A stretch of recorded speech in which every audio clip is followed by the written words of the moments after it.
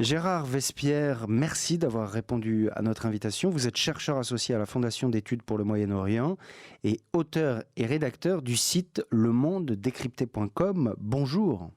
Merci à vous de votre appel. Nous allons parler avec vous de l'Iran, un pays qui fait partie des pays que vous connaissez très bien. Pourquoi spécifiquement aujourd'hui, même si on en parle souvent sur Radio Judaïka? Eh bien parce qu'il y a eu diverses explosions récemment. Alors à la première, on avait des explications techniques qui pouvaient permettre de penser à un accident. Les choses se répétant, est-ce qu'on peut quand même commencer à penser qu'il y a une action coordonnée qui serait de l'ordre d'une action de guerre? Écoutez, il y a environ 4, peut-être même 5 incidents qui se sont déroulés. Donc 2 concernant des sites soit de santé, soit industriels. 2 concernant des installations militaires. Donc sur les installations industrielles, la clinique à Téhéran, une centrale électrique à côté d'Avaz, bon, on peut se poser des questions sur les origines. En tout cas, sur les installations militaires, sur le camp de Parchin et puis la centrale nucléaire d'enrichissement de Natanz, là, on est sur des sites stratégiques. Et je pense que c'est sur ces deux sites-là sur lesquels il faut se concentrer et réfléchir. D'autant plus que effectivement des sources précises israéliennes ont laissé entendre que les services adéquats n'étaient pas peut-être étrangers à ces actions. Donc une installation où il y a eu des explosions de missiles donc en cours de fabrication et l'autre intervention sur le centrale nucléaire de Natanz ou le centre d'enrichissement de Natanz plus exactement. Là, on a vraisemblablement des actions effectivement de type cyberattaque. Donc la question est simple. Il s'agirait d'explosions déclenchées à distance, même pour celles ayant touché un hôpital. Enfin, c'est une question. On parle de réservoirs d'oxygène, de transformateurs électriques qui auraient explosé. On parle aussi, dans un autre cas, d'une fuite de chlorine qui aurait déclenché un feu, qui Voilà, ensuite aurait... Donc, est-ce que ça peut se déclencher à distance? Au final, c'est très concret comme élément explosif. C'est ça qu'on a du mal à comprendre. Quelle est la part de cyber là-dedans? La part du cyber, le cyber, qu'est-ce qu'il fait? Il dérègle. Et à partir du moment où vous déréglez des systèmes industriels, vous arrivez donc à créer des débordements, entre guillemets, d'énergie. Donc, vous concentrez plus d'énergie qu'il est habituellement nécessaire pour faire fonctionner un moteur ou l'installation ou un système.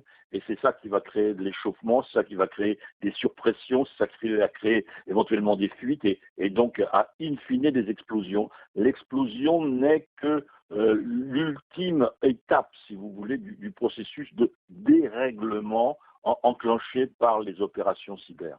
Mais fondamentalement, c'est une intervention de dérèglement sur des installations. Et là, on peut replonger dans l'histoire, car déjà, les services israéliens, en particulier liés à la CIA, étaient intervenus sur la centrale ou sur le centre d'enrichissement de Natanz dans les années 2008-2010, n'est-ce pas, avec le virus Stuxnet. Donc, là, à nouveau, c'était une façon d'intervenir sur les centrifugeuses d'enrichissement en les déréglant à distance. Elles se mettaient tout d'un coup à ralentir, voire à s'arrêter ou à accélérer jusqu'à l'explosion, tout en conservant un tableau central de contrôle complètement correct, ne signalant aucun défaut. Donc là, on est dans des attaques de très haute qualité cyber. Et elles ont eu lieu il y a plus de 10 ans. Donc, voyez-vous, elles peuvent être reproduites maintenant.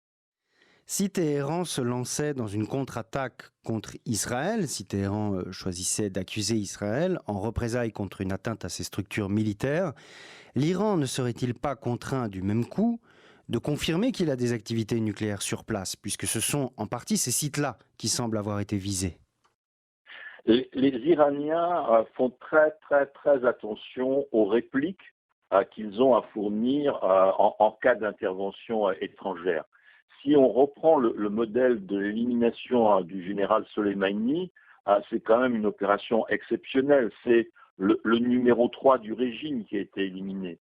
Et donc, on aurait pu s'attendre à des représailles de grande échelle et donc à un assassinat ou des assassinats ciblés. Et à la place de ça, l'Iran a décidé de faire un envoi d'une quinzaine de missiles sur des installations en Irak où il y avait des soldats américains et finalement il n'y a eu aucun mort, voyez-vous. Donc il faut très très attention aux répliques et je pense que il n'y aura pas de réplique directe, c'est une hypothèse de ma part. Déjà, le ministre Zarif a laissé entendre vendredi qu'il allait donc déposer un recours déclenchement du mécanisme de règlement des différends dans le cadre de l'accord nucléaire. Donc, comme il y a 10 ans, il y a eu des pressions pour aboutir in fine au début d'une négociation en 2013 pour aboutir à l'accord nucléaire, eh bien là, l'Iran peut se dire qu'elle est finalement obligée de retourner à la table de négociation parce qu'elle pourrait subir des dégâts irrémédiables de son programme. Sur Twitter, je lis ce post ce matin et de nombreux autres équivalents. Depuis que l'Iran a essayé d'attaquer le système d'eau potable d'Israël, ça on s'en souvient, ils n'ont que des explosions accidentelles. On est dans la paranoïa ou dans l'hypothèse fondée selon vous? Je parle en gros du fait qu'on pourrait attribuer à Israël ces explosions. Non, on n'est pas dans la paranoïa puisque, comme je viens de vous le décrire, déjà à partir de 2006, 2008, 2010, il y a eu des opérations cyber provenant d'Israël et de la CIA sur des installations nucléaires iraniennes. Donc, on n'est pas du tout dans l'hypothèse, on est dans la réalité des enjeux stratégiques.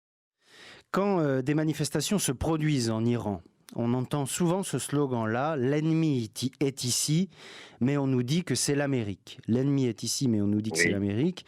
C'est un slogan qui vous a d'ailleurs inspiré un article récemment, un article Exactement. dans lequel on lit ceci, la désastreuse gestion des ressources en eau du pays et le tout aussi désastreux état des finances et de l'économie ont eu pour conséquence la baisse des rendements agricoles et la forte dégradation du niveau de vie. C'est quelque chose dont on parle assez peu. Donc si on vous suit, ça ne sont pas que les sanctions américaines qui appauvrissent la population, mais aussi une mauvaise gestion des ressources en interne. C'est fondamentalement une situation structurelle iranienne et structurelle liée au régime qui met ce pays dans l'état où il est. Je dirais volontiers que l'Iran a mis en place un triptyque mortifère, je vais m'expliquer de cette expression-là, à savoir des dépenses surdimensionnées dans plusieurs directions, dans plusieurs domaines. Donc, pourquoi le triptyque? Il y a 3 thèmes de dépenses ou lignes budgétaires que l'Iran a fait exploser depuis 40 ans, dont c'est structurel, à savoir la création des gardiens de la Révolution. Mais les gardiens de la Révolution, c'est une armée une armée politique de 120 000 hommes, n'est-ce pas? C'est-à-dire que du jour au lendemain, en 79, les places d'armes ont été créées en mai 79, après l'arrivée de Comédie le 1er février. Voyez-vous, donc immédiatement, la prise de décision a été faite de créer une armée politique parce qu'on n'avait pas confiance dans l'armée historiquement impériale, l'armée du Shah. Mais ces 120 000 hommes avec leurs propres avions, avec leurs propres chars, avec leurs propres bateaux. Donc c'est augmenter d'un coup de baguette magique le budget militaire de l'Iran de 30%, grosso modo, depuis 40 ans.